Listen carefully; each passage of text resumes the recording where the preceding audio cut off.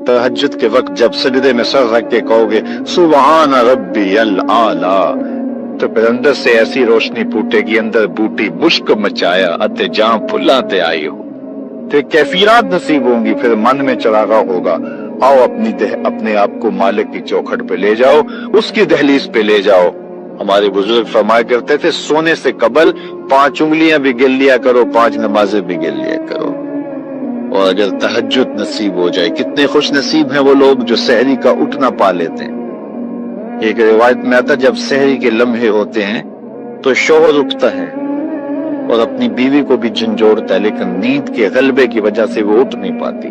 खैर ये चला जाता है, वुजू करता है, वापस आते हुए चुल्लू में थोड़ा सा पानी लिए आता है और अपनी बीवी के ऊपर छिड़क देता है, तो वो भी उठ जाती है और ये मुसल्ला बिछा के नमाज पढ़ने लग जाता है, अल्लाह की हुजूर सजदा रेज़ियां करता है। और वो भी जल्दी से वुजू करके उस मुसल्ले के साथ मुसल्ला बिछा के खातून भी नमाज पढ़ने लग जाती है। तहज्जुद के सजदे हैं, सहरी के लम्हे हैं, रात की तारीकियां हैं, कोई देखने वाला नहीं है। 2 मुसल्ले बिछे हैं, एक पे शौहर खड़ा है, एक मुसल्ले पे बीवी खड़ी है।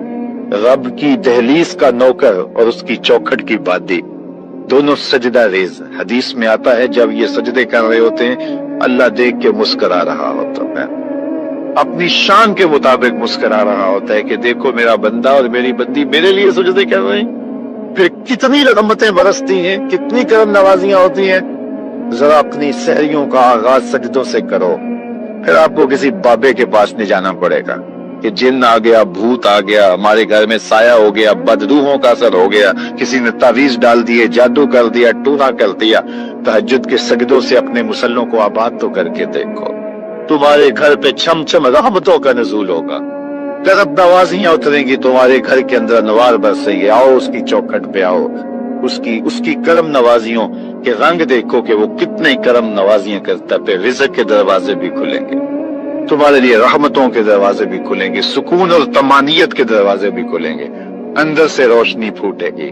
तो कहा हर जान ये देखे उसने आने वाले कल के लिए आगे क्या भेजा है। फिर कहा वत्तकुल्लाह, और अल्लाह से डर जाओ। फिर दोबारा वही तलकीन की। फिर इरशाद फरमा इन्नल्लाह खबीरुम बिमा तामलून, जो तुम करते हो तुम्हारा रब उससे बाखबर है, तुम उसकी निगाहों से पोशीदा नहीं हो।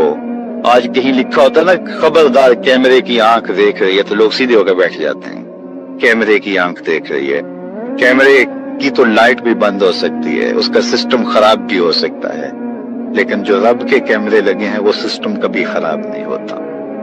कैमरे की एक रेंज है, उससे आगे नहीं देख पाता, लेकिन मालिक की शान के अरा ज़बीबन नमलतिस सौदा, काली रात के अंधेरे में, काले पहाड़ों के सिलसिले में, गहरी गार के अंदर चींटियों के अमीक सुराख में जब चींटी चलती है तो उसके नन्हे महीन कदमों से सीना संग के ऊपर जो वहमी और गमानी लकीर बनती है, तुम्हारा रब उसको यूं देखता है जिस तरह दीवारें चीन को देखता है। उसकी नजरों से क्या हमारी खलवतें पोशीदा हैं, हमारे आमाल पोशीदा हैं, क्या उसकी नजरों से हमारे ख्याल पोशीदा हैं। दरवाजा मुकफ्फल करके अगर हम गुनाह करेंगे तो क्या मालिक से पोशीदा होंगे? लोगों से तो पोशीदा है, लेकिन मालिक से पोशीदा नहीं है। ये यकीदा जम जाए तो बंद कोठरी में भी जुर्म नहीं हो सकता।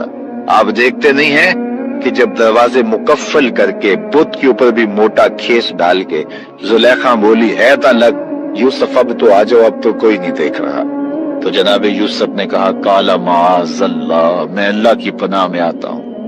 तू अपने इस बेजान बुत और मुजस्मे से भी हया करती है, और इसके ऊपर भी जो देख नहीं सकता पर्दा डाल लिया है, और मैं उससे हया न करूं जो 7वीं कोठरी में भी देखता है।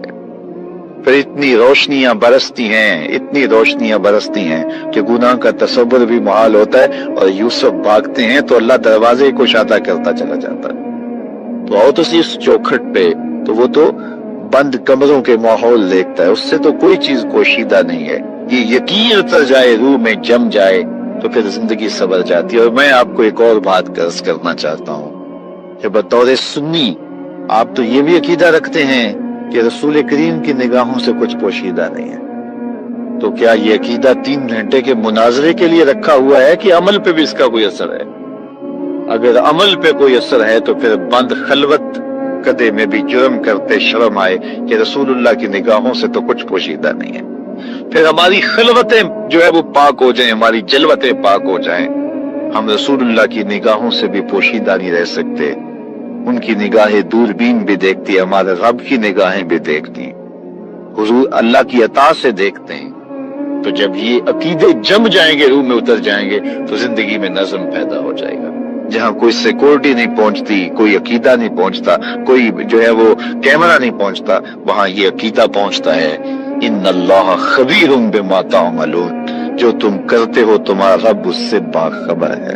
اللہ تعالیٰ جل شانہ نے اس شخص کی کہانی کو بیان کیا ہے جو قیامت کے دن جہنم کی طرف جا رہا ہوگا۔ کچھ لوگ اسے پوچھیں گے ما سلککم فی سقر، کہ تم جہنم میں کیوں جا رہے ہو؟ تو وہ جواب میں کہے گا لم نک من المصلین، کہ ہم نماز نہیں پڑھا کرتے تھے۔ آج جہنم میں جانے کا سبب نماز نہ پڑھنا ہے۔ پوری دنیا کے اوپر اس وقت اسلام کو رسوا کیا جا رہا ہے، اور ہمارے اعمال اور ہماری کرتوتیں ہم کو جہاں پھینک چکی ہیں وہ بھی کسی سے مخفی نہیں ہے۔ تو میں اس دارالعلوم کو غنیمت سمجھتا ہوں کہ یہاں سے فارغ ہو کر کے جانے والے علماء آنے والے دور میں روشنی کے چراغ ہوں گے۔ اور میرا اگر یہ اعتقاد پہ ٹھیس پہنچ جاتی ہے تو میرے لیے پہلے بہت مشکل ہے چلنا، بڑا مشکل ہوتا ہے کسی کے آگے جا کے جھولی پھیلانا اور اس سے فنڈ مانگنا۔ مجھے بڑی اچھی طرح یاد ہے کہ ایک دفعہ میں ایک شخص کے پاس گیا تھا، تو اس نے وہ گھومنے والی کرسی پہ بیٹھا تھا اور رخ پھیر کے دوسری جانب کر کے ساتھ والے ساتھی کو کہنے لگا آپ کا کیا حال ہے؟ تو میں وہیں سے اٹھ کر کے آ گیا تھا۔ تو میں نے اپنے طلباء سے کہا تھا کہ بھوک کاٹ لو گے، لیکن میں دوبارہ کسی کے پاس کسی کے گھر میں جا کے نہیں مانگنا ہے۔ ہم اتنے پریشان تھے کہ حال دل سوزاں، ان سے بھی کہا کہ جو غم گسار نہ تھے۔ خیر میں نے ایک بات اس کو ضرور کہی تھی، میں نے اس کو یہ کہا تھا کہ میں